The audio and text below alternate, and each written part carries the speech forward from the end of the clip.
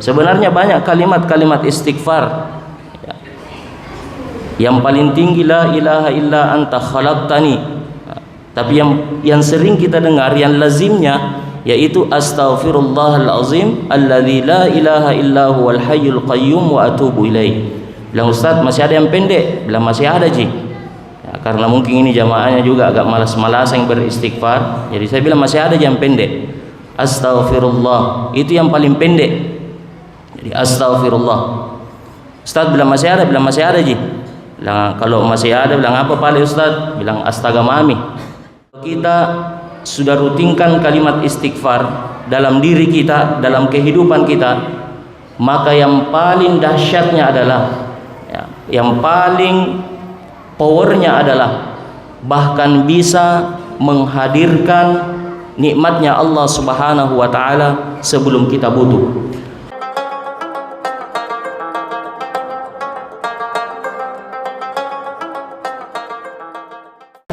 Bismillahirrahmanirrahim. Assalamualaikum warahmatullahi wabarakatuh. Alhamdulillahi rabbil alamin, wal aqibatu lil muttaqin, wala udwana illa 'alal zalimin. Wassalatu wassalamu ala asyrafil anbiya'i wal mursalin Sayyidina Muhammadin wa ala alihi wa ashabihi ajma'in. Rabbi syrah li sadri wa yassir li amri wahlul 'uqdatam min lisani yafqahu qawli, amma ba'd. Alhamdulillah, marilah kita memanjatkan puji dan syukur kehadirat Allah Subhanahu wa taala atas segala limpahan rahmatnya, inayahnya, sehingga kita sudah berada di subuh yang ke-16 ini. Serta salawat dan taslim atas junjungan kita Nabi besar Muhammad sallallahu alaihi wasallam. Ikhwanul muslimin wal muslimat, sidang jamaah subuh yang dirahmati oleh Allah Subhanahu wa taala. Salah satu tujuan kita hidup di dunia ini selain beribadah kepada Allah Subhanahu wa taala adalah mencari keridhaannya, mencari cintanya Allah Subhanahu wa taala. Maka ketika kita ingin mencari cintanya Allah Subhanahu wa taala, banyak ayat-ayat yang menyebutkan tentang hal itu. Salah satunya adalah dalam surah Al-Baqarah, potongan ayat 222. Innallaha yuhibbut tawwabin wa yuhibbul mutatahhirin. Sesungguhnya Allah Subhanahu wa taala mencintai kepada hambanya yang suka bertaubat, wa yuhibbul mutatahhirin, dan Allah Subhanahu wa taala mencintai hambanya yang suka menyucikan dirinya. Artinya Allah Subhanahu wa taala mencintai kepada hambanya yang memperhatikan kesucian secara lahiriah maupun kesucian secara batiniah. Kalau mungkin secara lahiriah, kita bagaimana memperhatikan tentang tahara kita, istinja kita. Tetapi secara batiniah kita, bagaimana kita menghindari penyakit-penyakit hati dengan cara bertaubat kepada Allah Subhanahu wa taala. Maka kalau ditanyakan amalan-amalan apa atau kiat-kiat apa saja ketika kita ingin mencapai cintanya Allah Subhanahu wa taala, ingin menggapai ridhanya Allah Subhanahu wa taala, singkat saja, rajin ki beristighfar. Rajin ki beristighfar dan menghindarkan diri dari perbuatan maksiat. Inilah jawaban langsung dari Allah Subhanahu wa taala ketika kita ingin menggapai cintanya Allah Subhanahu wa taala. Dan kalau mau enak latihan beristighfar, itu enak sebelum subuh 5 menit atau sampai 10 menit sebelum subuh datang. Jadi di dalam Al-Quran, ada orang-orang yang rutin melantunkan kalimat istighfar sebelum subuh tiba. nama waktunya sahar, dan ini tercantum di dalam Al-Qur'an, wabil ashari hum yastaghfirun, dan pada akhir malam mereka memohon ampun kepada Allah Subhanahu wa taala dengan kalimat thayyibah, dengan kalimat istighfar, astaghfirullahal azim alladzi la ilaha illa huwal hayyul qayyum wa atubu ilaih. Pernah saya ditanya, "Nah Ustaz, adakah kalimat istighfar yang pendek-pendek Ustaz? Panjang-panjang itu Ustaz?" Bilang ada Ji, yang sederhana, astaghfirullah wa atubu ilaih. Sebenarnya banyak kalimat-kalimat istighfar. Yang paling tinggi la ilaha illa anta khalaqtani. Tapi yang sering kita dengar, yang lazimnya, yaitu astaghfirullahal azim alladzi la ilaha illa huwal hayyul qayyum wa atubu ilaih. Bilang Ustaz, masih ada yang pendek? Bilang masih ada Ji. Ya, karena mungkin ini jamaahnya juga agak malas-malas yang beristighfar, jadi saya bilang masih ada yang pendek. Astaghfirullah, itu yang paling pendek. Jadi astaghfirullah. Ustaz bilang masih ada? Bilang masih ada Ji. Bilang kalau masih ada, bilang apa Pak Ustaz? Bilang astaga mami. Padahal di dalam kamus besar bahasa Indonesia, kalimat astaga itu, kata-kata astaga itu tidak bermakna. Ya apalagi kalau kita mau lanjut ke astagfirullah, lebih-lebih tidak bermakna. Jadi yang benar adalah astaghfirullah al-azim. Jadi latihan kita beristighfar, sampai ciri-cirinya bisa refleks, bisa spontanitas keluar dari lisan kita dalam setiap keadaan. Kita mau minum, kita mau makan, kita beristighfar. Jangan sampai gara-gara kalimat istighfar ini kita bisa terhindar dari bakteri-bakteri yang terdapat di air minum tadi itu, bakteri-bakteri yang terdapat di makanan tadi itu. Jangan sampai kita makan sakit perut. Nah, inilah kalau kita melantunkan kalimat istighfar. Jadi kalau sudah melekat kalimat istighfar ini, tanpa terasa akan ada penjagaan dari Allah Subhanahu wa taala kepada kita, sehingga kita terhindar dari perbuatan-perbuatan maksiat. Mata ini tidak mau melihat kalau bukan hal-hal yang baik. Tangan ini tidak mau mengambil sesuatu yang bukan hakta. Lisan ini tidak mau berucap, tidak mau berkata kecuali hal-hal yang baik. Kaki ini tidak mau diajak berjalan kecuali tempat-tempat yang baik. Kalau sudah tercipta kondisi seperti ini, itu tandanya Allah Subhanahu wa taala mencintai kita.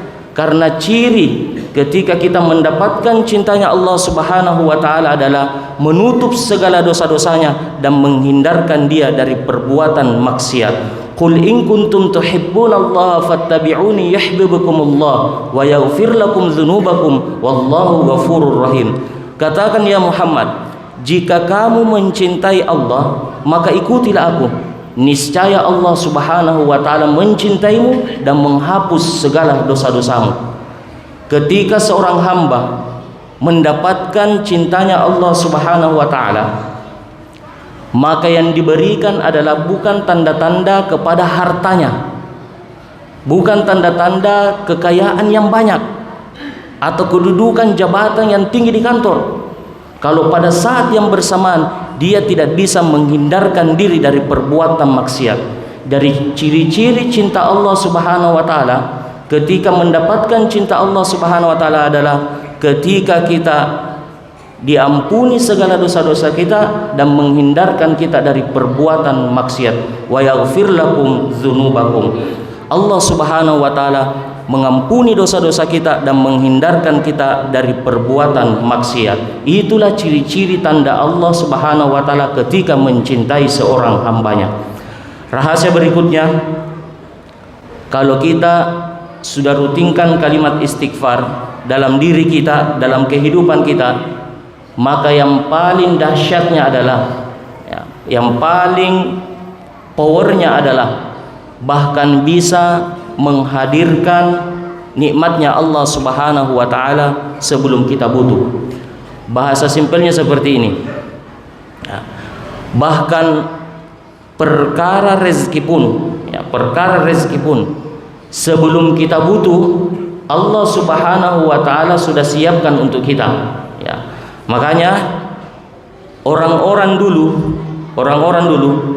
untuk menarik perhatiannya Allah Subhanahu wa taala ketika dia membutuhkan sesuatu, punya hajat, dia merutinkan kalimat istighfar.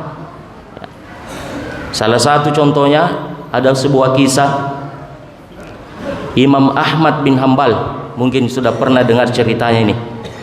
Imam Ahmad bin Hambal pernah mau sekali pergi jalan-jalan.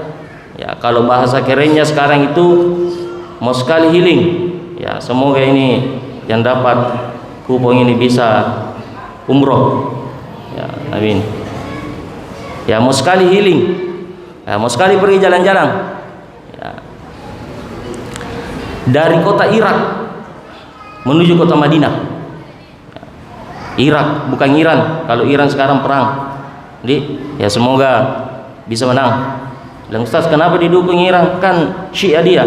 Ya, enggak apa-apa aja daripada didukungi Donald Trump. Ya, memang dia Sunni, bukan toh? Nah, lebih baik didukungi sesama Islam ki. Ya. Jadi kota Irak.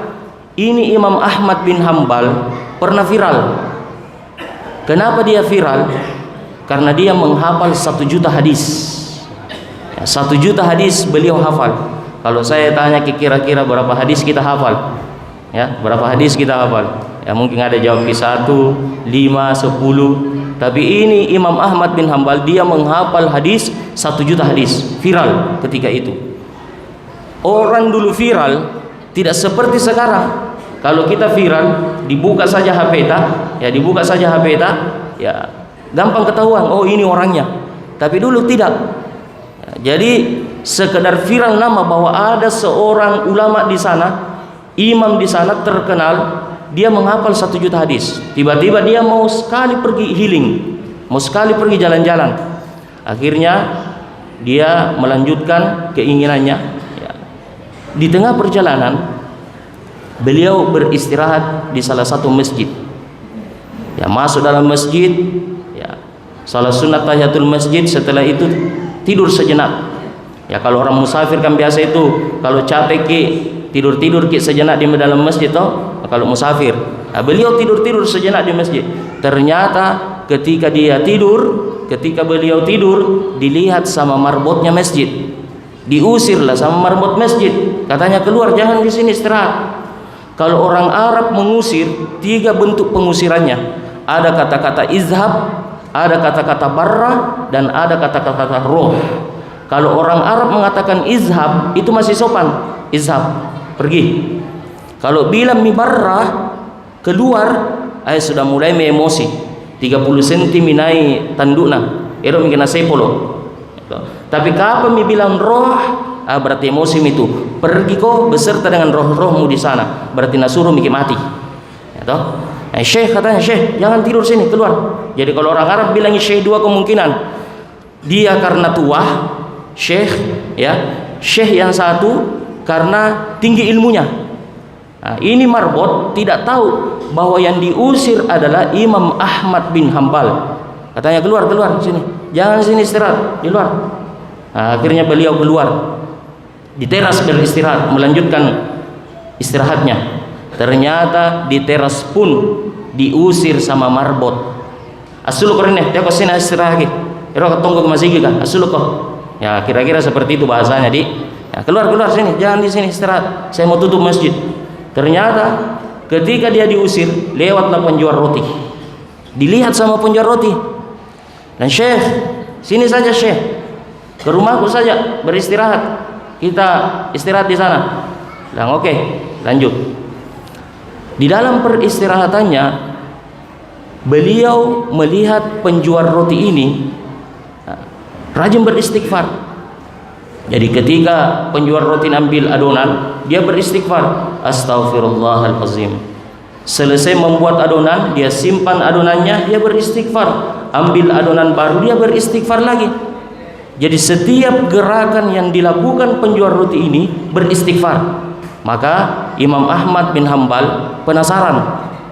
Dia bertanya, penjual roti, kenapa saya perhatikan tadi kamu setiap kamu membuat adonan, mengambil adonan, tidak pernah keluar kata-kata selain kata-kata istighfar.